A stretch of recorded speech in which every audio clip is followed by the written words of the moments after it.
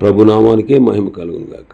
కూడి వచ్చిన మీ అందరికీ, కర్మిల ఆత్మీయ సహవాస సంఘ విశ్వాసులందరికీ మన ప్రభువును ఆయన ప్రియ కుమారుడునైన యేసుక్రీస్తు వారి శ్రేష్టమైన నామములో శుభములు మరియు అందరికీ వందనాలండి. యెషయా గ్రంథం 40వ అధ్యాయాన్ని మనం ధ్యానం చేసుకుంటున్నాం. యెషయా గ్రంథం 40వ అధ్యాయం. ఇందులో ముఖ్యమైనటువంటి అంశం ఏంటంటే, దేవుడు యోధా వారికి ఇచ్చిన ఆదరణ, యెహోవా ఆదరణ. గత దినం వరకు మనం 8 వచనాలు ధ్యానం చేసుకున్నాం. 9వ వచనం నుంచి మనం చూస్తే 9 నుంచి 11 వరకు ప్రభువు రాబోతున్నాడు. 9వ వచనం చదువుతాను. సియోను సువార్త ప్రకటించుచున్నదాన, ఉన్నత పర్వతం ఎక్కుము. యెరూషలేమా, సువార్త ప్రకటించుచున్నదాన, బలముగా ప్రకటించుము. భయపడక ప్రకటింపుమి. ఇదిగో మీ దేవుడు అని యోధా పట్టణములకు ప్రకటించుము. ఇక్కడ సువార్త ప్రకటన గూర్చి రాయబడింది. సువార్త ప్రకటన ఎలా ప్రకటించాలి అంటున్నాడు? పర్వతాలు ఎక్కు, బలముగా ప్రకటించు, భయపడక ప్రకటించు. ఇదిగో మీ దేవుడు అని యోధా పట్టణాలకి ప్రకటించు అంటున్నాడు.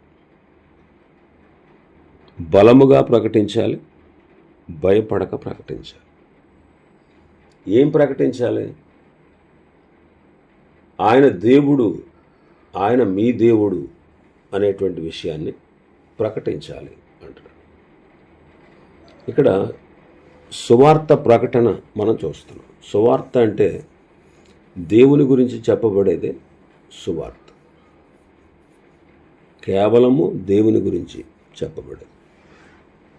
దేవుడు ఏమై ఉన్నాడు, దేవుడు ఏం చేశాడు, దేవుడు సమస్త సృష్టిని ఎలా సృష్టించాడు, సృష్టిలో మానవుడు ఎలా పతనం అయిపోయాడు, పతనం అయిపోయిన మానవుడిని, దూరం అయిపోయిన మానవుడిని, పడిపోయి చెడిపోయిన మానవుడిని ఆయన మళ్ళీ తిరిగి ఎలా పునరుద్ధరించాడు, ఎలాగా దూరం అయిపోయినటువంటి మానవుడిని తన దగ్గరికి చేర్చుకున్నాడు, ఆయన మానవుడిని రక్షించడం కొరకు ఆయన ఏం చేశాడు.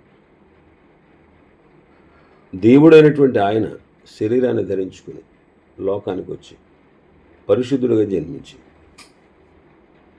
పరిశుద్ధ జీవితాన్ని జీవించి, పరిశుద్ధుడైనటువంటి దేవుడు అన్యాయంగా శిక్ష పొంది మరణించి, రక్తాన్ని చిందించి మరణించి సమాధి చేయబడి తిరిగి లేచి పరలోకానికి ఆరోహణ అయ్యాడు. ఆ విషయాల గురించి చెప్పేదే సువార్త. ఈ విషయాలన్నీ దేవుని గూర్చినటువంటి పరిశుద్ధ గ్రంథమైనటువంటి బైబిల్లో దేవుని కథ ఉంది. ఆ దేవుని కథలో నీ కథ ఉంది, నా కథ ఉంది. కాబట్టి ప్రభువును గూర్చి చెప్పేదే సువార్త. నిన్ను గూర్చి కానీ, నన్ను గూర్చి కానీ, మనుషులను గూర్చి కానీ ఎవరి సొంత విషయాలు వారు చెప్పుకునేది సువార్త కాదు. సువార్త అంటే కేవలం దేవుని గూర్చి చెప్పేదే. అందుకే ఏమంటున్నాడు ఇక్కడ భక్తుడు? ఇదిగో మీ దేవుడు అని యోధా పట్టణాలకి ప్రకటించండి. ఎందుకంటే యోధా ప్రజలు దేవుని మర్చిపోయారు. దేవుడు తన పితరుడైనటువంటి అబ్రహామును ప్రేమించి అబ్రహాము సంతానాన్ని ఆయన ఏర్పాటు చేసుకుని తన కొరకు ప్రత్యేక జనాంగంగా చేసుకుని వారి ద్వారా లోకానికి అంతటికీ దేవుడు తనను గూర్చిన వార్త తెలియజేయాలని దేవుడు ఎంతో ఆశించాడు.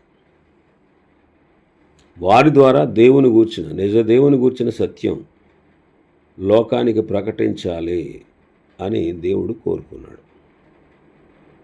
కానీ వాళ్ళు ఏం చేశారు? కంచి చేను వేసినట్టు, వెలుగు చీకటైపోయినట్టు, ఉప్పు నిస్సారమైనట్టు వారు అసలు దేవుణ్ణే మర్చిపోయారు. అన్య దేవతలను పూజిస్తూ విగ్రహారాధన చేస్తూ దేవుని ఆలయాన్ని, దేవుని కొరకు వారు చేయాల్సినటువంటి కార్యాలని మర్చిపోయారు. వారి ద్వారా లోకానికి దేవుడు తనను గూర్చిన వార్త చెప్పాలని అనుకున్నటువంటి ఆ సంకల్పాన్ని వాళ్ళు కొనసాగించలేకపోయారు.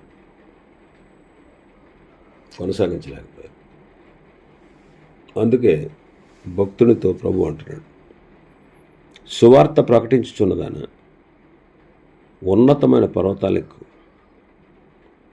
బలముగా ప్రకటించు, భయపడక ప్రకటించు. ఏమని ప్రకటించాలి? ఇదిగో ఈయనే మీ దేవుడు అని ప్రకటించాలి. సువార్త ప్రకటించాలి. ఈనాడు కూడా మనం సువార్త ప్రకటించాలి. ఈ దినాల్లో సువార్త ప్రకటించడం లేదు. ఎంతసేపు సేవకులేమో వారి గొప్పలు, వారి సంఘం గొప్పలు, వారి దగ్గరికి వచ్చేటువంటి జనాల గొప్పతనం ఇది చెప్తున్నారు. మరికొంతమంది ప్రభు దగ్గరికి వస్తే భౌతికమైన అవసరాలన్నీ తీరతాయి అని చెప్తున్నారు. కొంతమంది మానవులకి, వాళ్ళ దగ్గరికి వచ్చేటువంటి మనుషులకి ఏం జరగబోతుందో, ఏం జరుగుద్దో చిలక జ్యోతిష్యంలాగా చెప్పేవాళ్ళు కొంతమంది. ఎంతసేపు కూడా భౌతికమైన వాటి గురించి చెప్పడమే తప్ప ఆధ్యాత్మికమైన రక్షణ, ఆ రక్షణకు కారకుడైనటువంటి దేవుడు, ఆయన గొప్పతనం, ఆయన రక్షణ కొరకు, మానవుల రక్షణ కొరకు ఏం చేశాడు, మానవుడు ఏం చేయాలి, ఇది చెప్పేవాళ్ళు కొద్దువైపోయారు. కాబట్టి సువార్త ప్రకటన చాలా విలువైంది. సువార్త ప్రకటనలో సర్వసత్యాన్ని మనం వారికి తెలియజేయాలి. ఏమని ప్రకటించాలంటున్నాడు? ఇదిగో మీ దేవుడు ఈయనే అని ప్రకటించాలి. ఏలియా చేసింది కూడా అదే.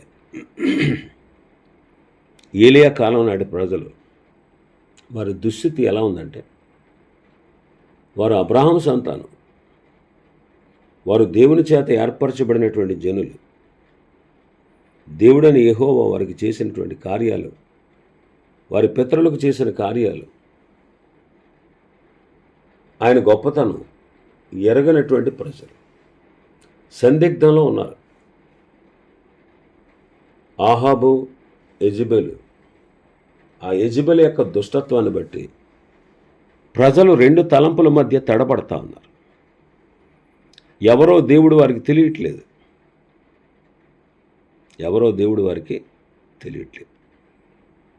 అయితే ఏలియా రోషం కలిగి, వారికి ఏమైనా సరే ఈయనే దేవుడు, యెహోవాయే దేవుడు అనేటువంటి విషయాన్ని వారికి కన్ఫర్మ్ చేయాలని మొదటిగా ప్రార్థించాడు. అందరూ బయలు దేవుడు అనుకుంటున్నారు. ఆ బయలే వారికి వర్షాన్ని ఇస్తుంది అనుకుంటున్నారు. కాబట్టి ముందుగా ప్రార్థన చేశాడు ఆసక్తితో. 3.5 సంవత్సరాల భూమి మీద మంచు కానీ వర్షం కానీ కరువు లేదు. విపరీతమైన కరువు వచ్చింది. ఆ కరువు యందైన ప్రజలు దేవుని తెలుసుకోవాలనేది ఏలియా యొక్క ఆశ. ఆ రీతిగా దేవుని సహాయం చేత ఏలియా ప్రార్థించాడు. దేవుడు కూడా ఏలియాను ఆ రీతిగా వాడుకున్నాడు. వర్షాన్ని కురిపించడం మానేశాడు. మంచు కూడా పడలేదు. మొత్తం భూమి మీద ఉన్నటువంటి ఆహారం అంతా అయిపోయింది. భూమి ఎండిపోయింది, అరణ్యంలాగా మారిపోయింది. ప్రజలందరూ తీవ్రమైన కరువులో ఉన్నారు. వారికి సరైన ఆహారం లేదు. అప్పుడు రాజు దిగి వచ్చాడు. ప్రజలు వచ్చారు. అప్పుడు ఎవరు దేవుడు అనేటువంటి విషయాన్ని ఆ కర్మెలు పర్వతం మీద ఏలియా ప్రభు పక్షంగా నిలబడి, యెహోవాయే దేవుడు అని ప్రజలందరూ తెలుసుకునేటట్లుగా చేశాడు. ఇక్కడ సువార్త ప్రకటన అంటే ప్రజల్ని దేవుని వైపు తిప్పడం, ప్రజలకి దేవుని గురించిన సత్యాన్ని తెలియపరచడం, ప్రజలకి అవసరమైనటువంటి రక్షణ గురించి వారికి బోధించడం. ఇది సువార్త అంటే. అంటే రోగాలు పోతాయి, అప్పులు తీరుతాయి, కష్టాలు పోతాయి, ఆరోగ్యం వస్తుంది. ఇవి సెకండరీ, ఇవి ప్రైమరీ కాదు. ప్రైమరీ ఏంటి? ముఖ్యమైనది ఏంటి? రక్షణ, దేవుని గురించి మానవులు ఎరుగుట. మరి ఈ రోజుల్లో దేవుని గురించి మానవులు తెలుసుకుంటున్నారా? తెలుసుకోవట్లేదు. మన భారతదేశ ప్రజలకి దేవుడు ఒక్కడన్న సంగతే తెలియదు. ఈయనే నిజమైన దేవుడు అనేటువంటి సంగతి అసలు తెలియదు. మా దేవుళ్ళలో ఒక దేవుడు అనుకుంటున్నారు వాడు. మరి వారికి బోధించాలి, దేవుని గురించి సత్యాన్ని ప్రకటించాలి. వారు ఎలాంటి భయంకరమైనటువంటి స్థితిలో ఉన్నారో, వారి అంతం ఎలా ఉందో, ఆయన ఎలాగైతే మార్చగలడో ఆ సత్యాన్ని మనం తెలియజేయాలి. ఆ సత్యాన్ని మనం తెలియజేయాలి. ఒక్క సేవకుడి పనే కాదండి ఇది, క్రీస్తుని నమ్మిన ప్రతి ఒక్కరి పని. యేసుక్రీస్తుని నమ్మిన వారి యొక్క పని ఇదే. దీని మీద ఫోకస్ పెట్టండి. కేవలం 70-80 సంవత్సరాల కోసమే బ్రతకండి. 70-80 సంవత్సరాలు దేవుని దయచేత ఎలాగైనా బతికేస్తాం. ఈ 70-80 సంవత్సరాల అవసరాల కోసం మనం దేవుని దగ్గర ప్రాధేయపడక్కర్లే, గోజాడక్కర్లేదు. నువ్వు అడిగినా ఇస్తాడు, అడగకపోయినా ఇస్తాడు. నీకే కాదు, సమస్త మానవాళికి ఇస్తున్నాడు. ఎందుకంటే ఆయన దయ ఆయుష్కాలం అంతా ఉంటుంది. భూమి మీద పుట్టిన ప్రతి ఒక్కడు కూడా దేవుని దయచేత ఆయుష్కాలం అంతా, వాడు భూమి మీద ఎంతకాలం బ్రతకాలో అంతకాలం కూడా దేవుని దయచేత బతికేస్తాడు. కానీ మానవులు దేవుని కృపను పొందుకోవాలి. అర్హత లేని మానవుడు దేవుని బిడ్డగా అర్హుడవ్వాలి. అది మనం ప్రకటించాలి. అదే సువార్త. క్రీస్తుని గురించి ప్రకటించాలి. నీ గురించి, నీ గొప్పతనాన్ని గురించి కాదు, దాన్ని పక్కన పెట్టు. నీ గురించి, నీ గొప్పతనం గురించి చెప్పుకోవడానికి ఏమీ లేదు. మన గురించి మనం చెప్పుకోవడానికి ఏమీ లేదు. మన గురించి మనం అతిశయపడడానికి ఏమీ లేదు. మన గురించి మనం చెప్పుకోవాల్సి వస్తే పాపం, శాపం తప్ప ఇంకేం చెప్పుకోలేం. ఎందుకంటే మానవుడు మంచుడు కాదు, పాప స్వభావం కలిగినవాడు. పుట్టుకతోనే బై బర్త్ పాప స్వభావంతో పుడతాడు. దావీదు అదే అన్నాడు, పాపంలోనే నా తల్లి నన్ను గర్భమున ధరించాను అంటాడు. అంటే దాని అర్థం ఏంటి? నా తల్లి పాపం చేసింది, నా తండ్రి పాపం చేశాడు కాదు అక్కడ. మరి దాని అర్థం ఏంటి? మూల భాషలోకి వెళ్ళి దాని అర్థాన్ని మనం తెలుసుకుంటే దాని అసలైన అర్థం ఏంటంటే, నేను బై బర్త్ పాప స్వభావంతోనే ఉన్నాను. గర్భంలో ఉన్నప్పుడే ఉంది నాకు పాప స్వభావం. పాప స్వభావం బై బర్త్లో, అంటే పుట్టుకతోనే ఉంది నాకు అన్నాడు. పాప స్వభావం కలిగిన వాళ్ళం పాపలం కాబట్టే పాపం చేస్తున్నాం. కొబ్బరి చెట్టు కాబట్టే కొబ్బరికాయలే కాస్తుంది. కొబ్బరి చెట్టు కాబట్టే కొబ్బరికాయలే కాస్తుంది. ఒకవేళ కొబ్బరికాయలు కాయకపోయినది కొబ్బరి చెట్టే. కొబ్బరికాయలు కాయకపోయినది కొబ్బరి చెట్టు. మరి పాపం వల్ల మరణం వచ్చింది. ఈ విషయాన్ని లోకానికి ప్రకటించాలి. మానవుడి పతనం, దేవుని దీర్ఘశాంతం. మానవుడు దేవునికి దూరం అవడం, దేవుడు వారిని మరలా దగ్గరికి చేసుకోవడానికి ఆయన చేసిన పని. ఆయన ఏం చేశాడు? ఎందుకు మానవుడు దేవుని తెలుసుకోవాలి? మానవుడిపై దేవునికి పూర్తి అధికారం ఉంది. ఈ విషయం లోకానికి అర్థం కావట్లేదు. మరి ఎవరు చెప్పాలి? మనమే చెప్పాలి. అన్నిటికంటే ముఖ్యంగా మన క్రియలను బట్టి మానవుల్ని మన వైపుకు ఆకర్షించుకోవాలి. మన సాక్ష్యం ద్వారా వాళ్ళు పడగొట్టాలి. అప్పుడు మనం వాళ్ళకి సువార్తను ప్రకటించాలి. అందుకే ఏమన్నాడు ఇక్కడ? సువార్త ప్రకటించున్నదాన ఉన్నత పర్వతానికి ఎక్కువ, బలముగా ప్రకటించు, భయపడక ప్రకటించు. బైబిల్ అపోస్తలులు అదే చేశారు. భయపడక, ఎదిరించేవారికి భయపడక సువార్త ప్రకటించారు. వారి ధైర్యం చూసి వాళ్ళు కంగు తిన్నారు.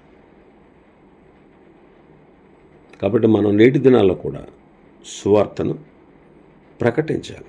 ఎంతసేపు నన్ను చూడు, లేకపోతే నేను కొన్న వాటిని చూడు, నేను కట్టిన వాటిని చూడు, నేను సంపాదించిన వాటిని చూడు, ఇవి కాదు మనం చెప్పాల్సింది లోకానికి.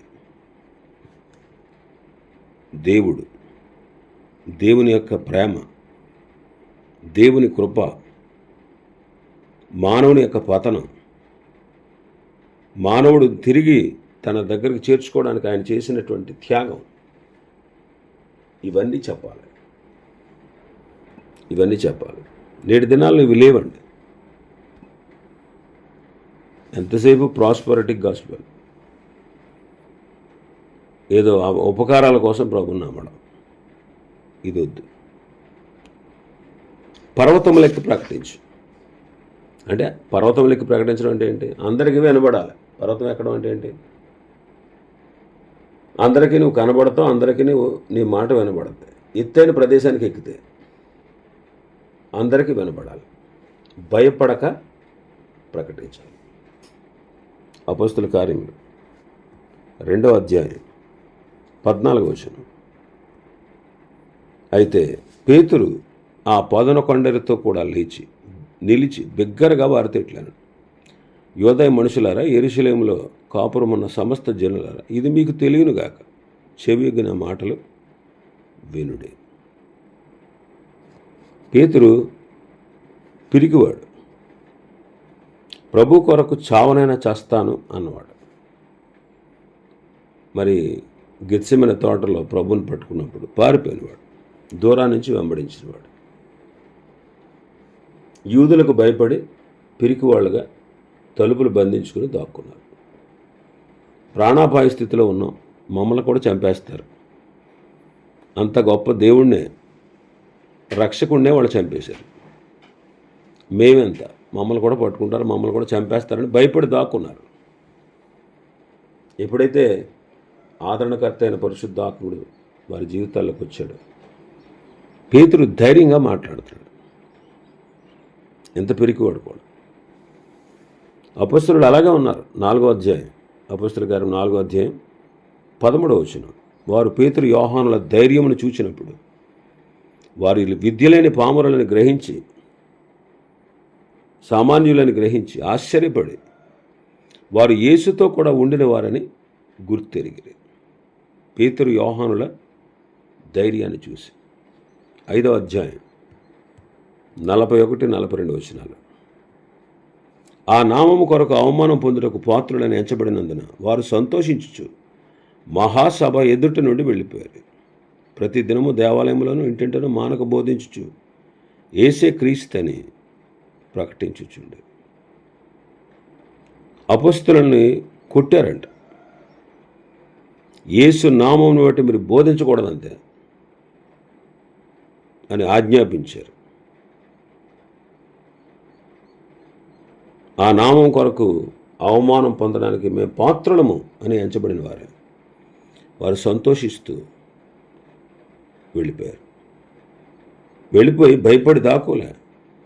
ప్రతి దినము దేవాలయములను ఇంటెంట మానక బోధిస్తూ యేసే క్రీస్తుని ప్రకటిస్తూ వచ్చారు. ఎఫెసీ పత్రిక 6వ అధ్యాయం, ఎఫెసీ పత్రిక 6వ అధ్యాయం 19వ వచనం. మరియు నేను దేని నిమిత్తము రాయబారినే సంకెళ్ళలో ఉన్నాను, ఆ సువార్త మర్మమును ధైర్యముగా తెలియజేయుటకు నేను మాటలాడ నోరు తెరిచినప్పుడు దానిని గురించి నేను మాట్లాడవలసినట్టుగా ధైర్యంతో మాట్లాడుటకే వాక్శక్తి నాకు అనుగ్రహింపబడినట్లు నా నిమిత్తము పూర్ణమైన పట్టుదలతో విజ్ఞాపన చేయుచు మెలకుగా ఉన్నాడు. సువార్త నిమిత్తము రాయబారిగా ఉన్నాడు పౌలు. సువార్త నిమిత్తము చెరసాల్లో ఉన్నాడు. ఆయన అంటారు, నేను సువార్త మర్మాన్ని ధైర్యంగా తెలియజేయడానికి, మాట్లాడడానికి నోరు తెరిచినప్పుడు దాని గురించి మాట్లాడవలసినట్టుగా ధైర్యంతో మాట్లాడడానికి వాక్శక్తిని దేవుడు మాకు అనుగ్రహించాలని నా నిమిత్తం కూడా పూర్ణమైన పట్టుదలతో ప్రార్థన చేయండి అంటున్నాడు. ఫిలిప్పీ పత్రిక 2వ అధ్యాయం 18-19 వచనాలు. ఇటీవలనే మీరును ఆనందించి నాతో కూడా సంతోషించండి. 17వ వచనం చూస్తే, మరియు మీ విశ్వాస యాగములోను దాని సంబంధమైన సేవలను నేను పానార్పణముగా పోయబడినను నేను ఆనందించి మీ అందరితో కూడా సంతోషిస్తున్నాను. అటువలే మీరు కూడా ఆనందించి నాతో కూడా సంతోషించండి. విశ్వాస యాగం విషయంలో దాని సంబంధమైన సేవలో నేను పానార్పణముగా పోయబడిన నేను ఆనందిస్తున్నాను, మీతో కూడా సంతోషిస్తున్నాను. కాబట్టి పానార్పణముగా పోయబడినా సరే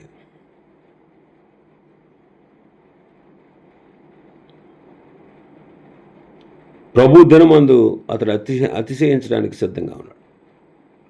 పానార్పణముగా ప్రభు కొరకు పోయబడ్డాడు. కాబట్టి మనం కూడా సువార్త ప్రకటన నిమిత్తం మనం ఖర్చు అయిపోవాలి. సువార్త ప్రకటన నిమిత్తం మనం శ్రమపడాలి. సువార్తను అనేకులకు ప్రకటించటకు గాను అనేక మందిని మనం సువార్త నిమిత్తం పంపేవాళ్ళుగా ఉండాలి. సువార్త నిమిత్తం మన జీవితాలను త్యాగం చేసేవిగా ఉండాలి. మరి సువార్తను లోకానికి మనం తెలియజేయాలి. ఇది ఈ వచనంలో ఉన్నటువంటి వివరణ. ఇంకా చాలా విషయాలు ఉన్నాయి.